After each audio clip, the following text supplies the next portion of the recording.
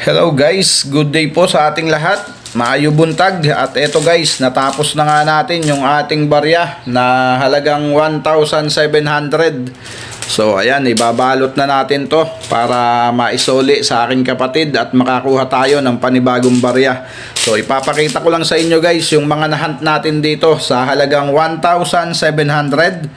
So ayan, nakahunt tayo dyan ng 2003 na medyo maganda pa naman yung kondisyon guys, maganda pa siya.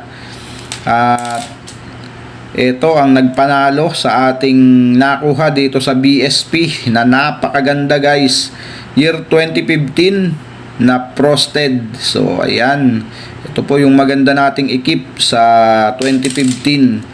At nakakuha naman tayo dyan ng dalawang reversed frost dito sa 5 piso na round shape. So ayan, dalawa na reversed frost year 2019. At isang year 2014 naman dito sa 5 piso na BSP. Pero ito ay common guys, so kinip lang natin to dahil ang ganda pa ng kanyang kondisyon, no? May luster pa. So ayan, yan yung ating nahunt dito sa halagang 1,700 na ipinahiram sa atin. Pero ito ang nagpanalo, so kahit papano naka-jackpot naman tayo dyan. At ayan, ibabalot natin to para maisolin at makakuha ng bago.